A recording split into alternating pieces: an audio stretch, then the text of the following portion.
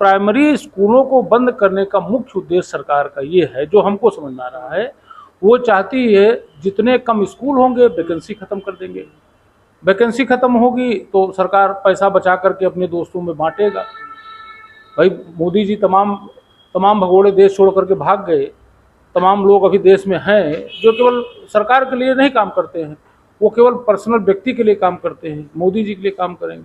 तो ऐसे प्रदेश में भी व्यवस्थाएं हैं जो योगी जी के लिए काम करेंगे। तो वो सारा पैसा जो हमारी शिक्षा में आना चाहिए, वो सारा पैसा पता नहीं कहाँ जा रहा है, कुछ समझ नहीं आ रहा है। सरकार न तो नौकरी देना चाहती है, न तो पीढ़ी के बच्चों को शिक्षा देना चाहती है। ये कहीं न कहीं से एक तरीके से ये इशारा है कि आने वाले समय में आपके जो समाज के दबे कुचले पीड़ित समाज के बच्चे हैं, जो कम पैसे में शिक्षा, सरकारी शिक्षा दिला करके अपने बच्चों का भविष्य बनाने का सपना देख रहे थे, उनके सपनों को चकनाचूर करने का निर्णय है सरकार। धीरे धीरे जन आक्रोश बढ़ रहा है, तो हमारे राष्ट्रीय अध्यक्ष जी का जिस दिन निर्देश हो जाएगा उस दिन हम लोग सड़कों पर होंगे, और ये बहुत जल्द होगा। अगर ये सरकार की ये नीति वापस नहीं ली जाती है, ये इनका जो कानून है वापस नहीं लिया जाता है, तो निश्चित रूप से आंदोलन होगा। नमस्कार, आप सभी का दर्शक न्यूज 24 पर बहुत बहुत स्वागत है। इन दिनों पूरे सोशल मीडिया में सेव विलेज स्कूल के नाम से पूरे उत्तर प्रदेश में कैंपेन चलाया जा रहा है। एक मुहिम छेड़ी गई है जिसका मकसद है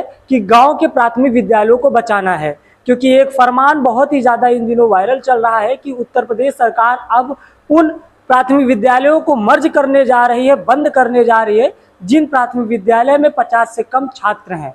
ऐसा करने का उद्देश्य ये कहा जा रहा है कि शिक्षक और छात्र का अनुपात समानुपात बराबर करना है।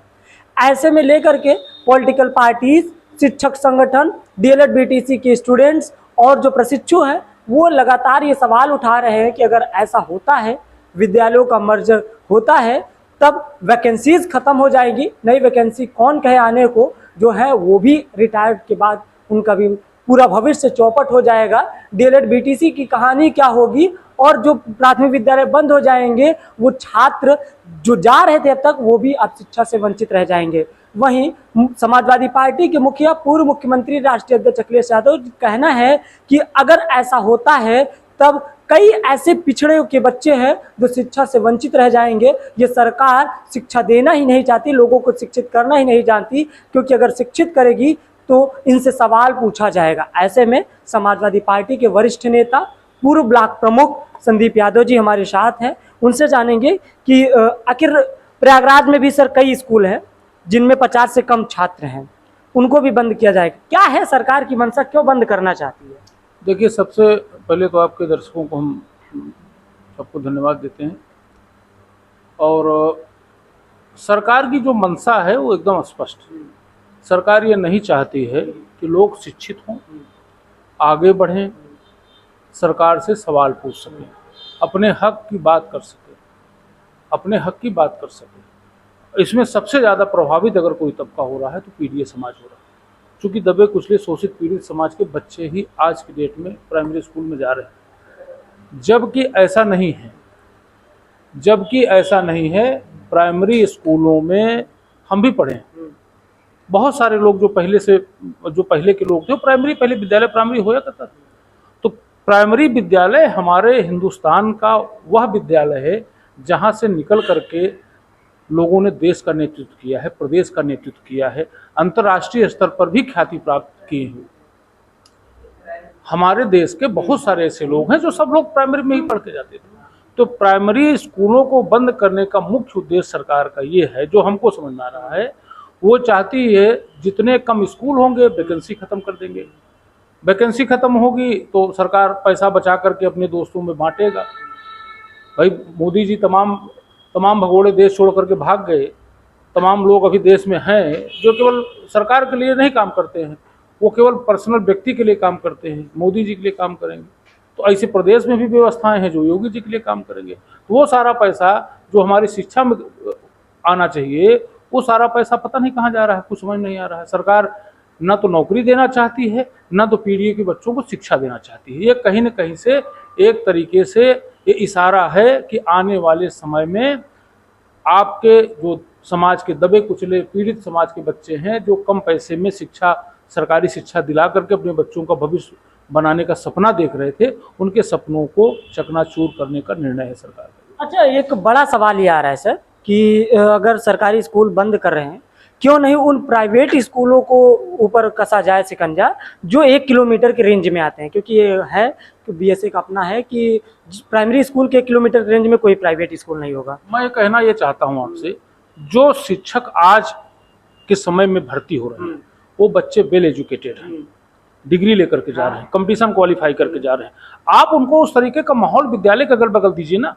कोई शिक्षक या शिक्षिका अपने घर से 30 किलोमीटर, 35 किलोमीटर, 50 किलोमीटर, 70 किलोमीटर अगर मोटरसाइकिल से, साधन से, बस से जा रहा है, उसको जाने आने में असुविधा हो रही है, वो पहुंच नहीं समय से पा रहा है। आप उसी में कहते हो कि गांव में कंपेन करिए, बच्चों को एडमिशन कराइए। भाई एक ही शिक्षक से आप पढ़ाना भी चाहते हैं, उससे चुनाव ड्यूटी भी कराना चाहते हैं, उससे आजकल देखा जा रहा है कि नेताओं की भीड़ में भी उनका हिस्सा बनाया जा रहा है। शिक्षकों को उनकी ड्यूटी लगाई जा रही है, शिक्षकों को, कि वो भीड़ का हिस्सा भी बने सरकार के, मंत्री के, विधायक के और प्रधानमंत्री, मुख्यमंत्री के कार्यक्रमों का। भाई आप शिक्षकों को क्यों नहीं, आप कैंपस बनाइए ना, जैसे और सरकारी दफ्तर हैं उनके रहने के लिए रियायती, मतलब उनके रहने की व्यवस्था कराइए। तो आप वही कैंपस के बगल में जो दूर से आने वाले शिक्षक, उनके लिए व्यवस्था करिए, वो अपना परिवार लेकर के रहें, उनको 2 BHK 3 BHK का फ्लैट दीजिए, आप वो पढ़ाएं, वो गांव में कंपेन भी करेंगे, गांव से जुड़ करके रहेंगे भी और गांव के लोगों के साथ मिलजुल करके विद्यालय और आगे बढ़ाएंगे। आप बंद करने की नियत क्यों बना रहे हैं? आप बंद करने की नियत क्यों बना रहे? इतने प्रतियोगी छात्र आंदोलन कर रहे हैं, लगातार प्रदेश में नौकरी की मांग कर रहे हैं, लाठी खा रहे हैं, बरसात झेल रहे हैं, दोपहरी झेल रहे हैं, ठंड झेल रहे हैं। ये आंदोलन उत्तर प्रदेश में जो चल रहा है छात्रों का, ये आंदोलन देख करके क्या सरकार को नहीं लगता है कि इनको क्या चाहिए? उनको क्या चाहिए? उनको अपना हक चाहिए। वो पढ़ लिख करके आज अगर शिक्षा के क्षेत्र में पढ़ाई लिखाई करके वो शिक्षक बनना चाहते हैं, कोई IAS बनना चाहता है, कोई IPS बनना चाहता है, क्यों नहीं वैकेंसी आप क्रिएट करते हैं? अगर आपको, आपकी मंशा अच्छी है, अगर आप चाहते हैं कि प्रदेश का बच्चा पढ़े, आगे बढ़े, होनहार बने, आज शिक्षा का स्तर यह है, हम अगर अपने देश के नौजवानों को शिक्षा दें, अपने देश के नौजवानों को माहौल दें, तो हमारे देश का नौजवान विदेश जाकर के क्यों नौकरी करने के लिए परेशान है? हमारे हिंदुस्तान में क्यों नहीं है? क्यों हमारे हिंदुस्तान में राफेल नहीं बन रही है? क्यों हमारे हिंदुस्तान में सुखोई नहीं बन रही है? हमारा देश भी बनाने में सक्षम है। अगर हमारे देश की प्रतिभाओं का सम्मान हो, उनको उचित सुविधा दी जाए, उचित साधन दिए जाएं, वो आपके देश में ही बहुत सारी चीजें बना करके, यही हिंदुस्तान का नौजवान, हमारे APJ अब्दुल कलाम साहब हमारे इसी हिंदुस्तान के थे, भाभा साहब हमारे इसी हिंदुस्तान के थे, इंदिरा गांधी जी प्रधानमंत्री थी, आप 73 में परमाणु परीक्षण हमारा देश करता है। हमारे हिंदुस्तान की प्रतिभाओं में कहीं कोई कमी नहीं रही है। अगर कहीं कमी हुई है तो ऐसे भारतीय जनता पार्टी की सरकार, उनकी व्यवस्थाओं में कमी हुई है कि आज शिक्षक और बच्चों के बीच की जो दूरी बन रही है, सरकार की नीति और नियति बन रही है। अच्छा, आपकी पार्टी के मुखिया ने एक बड़ा सवाल खड़े किए हैं कि अगर स्कूल मर्ज हो जाएगा, पहले वो 1 किलोमीटर रेंज में था, अगर वही 2 किलोमीटर 3 किलोमीटर हो जाएगा तो बच्चियां सेफ नहीं रह जाएंगी। आप ये बताइए, जिस विद्यालय में या जिस गांव में आज मान लीजिए, चलिए हम 40 बच्चे हैं, 40 बच्चे हैं, क्या उसी गांव में अगले सत्र में या अगले सेशन में क्या उस गांव में क्या 50 बच्चे नहीं तैयार हो सकते हैं? क्या जब आप स्कूल बंद कर देंगे, शिक्षकों को हटा देंगे, तो क्या फिर आप कहेंगे कि अब हम फिर वहां 50 बच्चे हो गए, अब उसको खोलेंगे? आप मतलब एक लॉजिकल बात करिए कि अगर भाई आज 20 बच्चे हैं, आप बंद कर दिए, अगर वहां 70 बच्चे हो जाएंगे तो फिर आप खोलेंगे? ये कौन सी पॉलिसी है भाई? बच्चों की संख्या गांव के आबादी और उसके हिसाब से चल रही है ना, कि आपने तय कर दिया कभी इस गांव में 20 बच्चे होंगे, इसका मतलब ये भी आपने तय कर दिया कि 20 बच्चे होंगे उसमें पढ़ने वाले, आगे होंगे नहीं, मतलब आपने ऐसा कुछ व्यवस्था कर दी है। बच्चियों की सुरक्षा पर क्या कहेंगे? जिस तरीके से महिलाओं की सुरक्षा, बच्चियों की सुरक्षा पर हमारे माननीय राष्ट्रीय अध्यक्ष ने कल हमारे महिला सभा के कार्यक्रम में बहुत बड़ी बड़ी बातें उन्होंने कही, जो आज असुरक्षित हैं हमारी बहन बेटियां, उन्होंने बहुत सारी बातें कल कही। निश्चित रूप से देश और प्रदेश में अब हमारी माताएं बहनें सुरक्षित नहीं हैं। जो ये झूठा दावा, ये चुनावी जुमला ये छोड़े थे कि 12 बजे रात भी बच्चियां अकेले घूम सकती हैं, एकदम मिथ्या है, एकदम खराब है, एकदम गलत है। आज की डेट में कहीं बहन बेटियां सुरक्षित नहीं है, आए दिन घटनाएं घट रही हैं, ये आप भी जानते हैं, हम भी जानते हैं। अच्छा, अभी मैं आपके पास आने से पहले मैं 4 स्कूलों में गया, 4 प्राथमिक विद्यालय में, यहीं पास में मोरहू की 2 विद्यालय थे, एक उच्च प्राथमिक था, एक प्राथमिक था। प्राथमिक विद्यालय में आज भी बच्चा टाटपट्टी पे बैठता है। उच्च प्राथमिक विद्यालय 6, 7, 8 3 कक्षाएं संचालित होती है, वहां सिर्फ एक टीचर है। फिर आपके रुदापुर में एक है, वहां भी खिड़कियां टूटी हुई हैं और टाटपट्टी पे बच्चा बैठता है। क्या कहेंगे इस व्यवस्था को लेकर कि जबकि योगी जी कहते हैं कि हमारे यहाँ सब? यही तो मैं कहना चाह रहा हूँ, आप सुविधा दीजिए, आप टीचर्स दे रहे हैं, टीचर से बच्चे अच्छे आ रहे हैं, अब वो बच्चे अच्छे जा रहे हैं। जो अब का जो शिक्षक नियुक्त हो रहा है, वो शिक्षक पढ़ा लिखा, पहले भी शिक्षक पढ़े लिखे थे, हम उस पर कोई कमेंट नहीं करेंगे, लेकिन अब इतना कंपटीशन हो गया है, इस कंपटीशन दौर में आईसीआईसीआई के बच्चे, सीबीएसई के बच्चे, यूपी बोर्ड के बच्चे इतने कंपटीशन के बाद नौकरी पा रहे हैं, चूंकि पॉपुलेशन बढ़ी है देश की पॉपुलेशन बढ़ी है, कंपटीशन भी बढ़ा, कब भीड़ बढ़ी, कंपटीशन बढ़ा।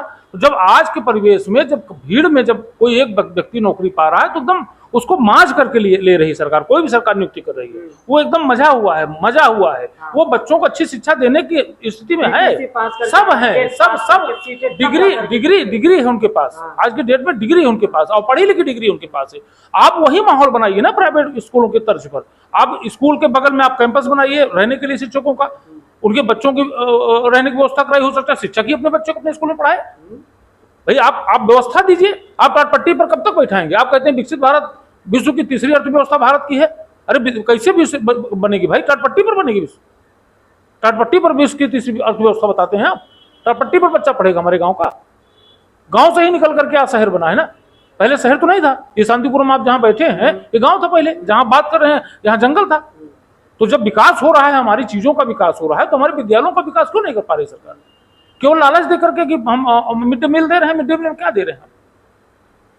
आप शिक्षा दीजिए, शिक्षा तो आप दीजिए।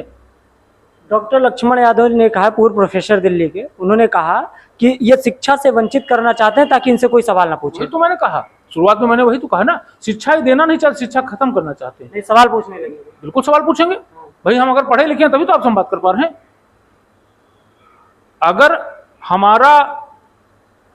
हमारा अपना खुद का मानना है, हमारी श्रद्धा भगवान में है, हमारी श्रद्धा, हम भाई जिस समाज से आते हैं, जिस धर्म से आते हैं, हमारी श्रद्धा है, हमारी भावना है, हम गंगा भी नहाते हैं, हम पूजा भी करते हैं, सब कुछ ये हमारा व्यक्तिगत निर्णय है। लेकिन शिक्षा का अधिकार ये मेरा संवैधानिक अधिकार है, ये मेरे जीवन का सबसे बड़ा अधिकार है जो मुझको चाहिए और हमको सरकार को देना चाहिए, क्योंकि सरकार सबकी होती है, किसी गरीब अमीर की नहीं होती। उसको सबको साथ लेके चलने के लिए, उसको बाबा साहब भीमराव अम्बेडकर के संविधान में सबको बराबरी का हक दिलाने के लिए उसको काम करना पड़ेगा।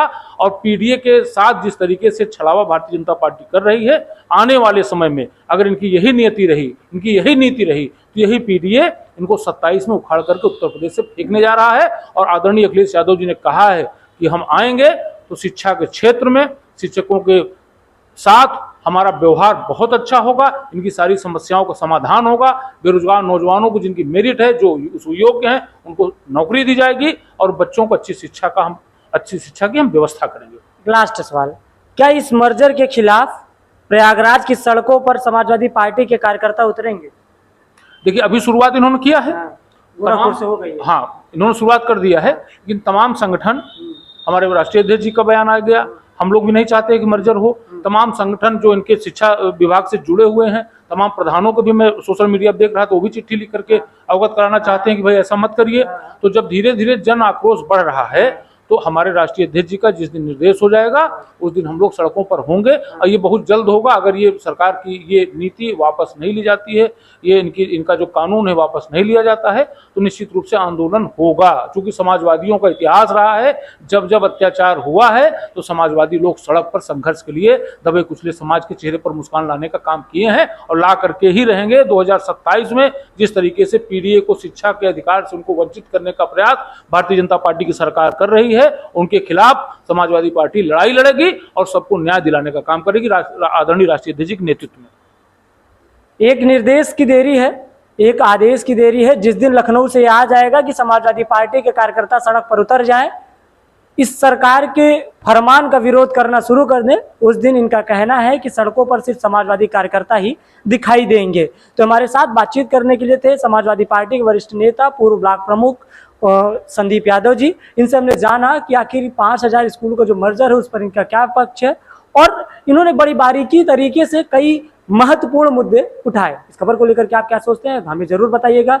मिलते हैं किसी और खबर के लिए साथ, तब तक के लिए नमस्कार।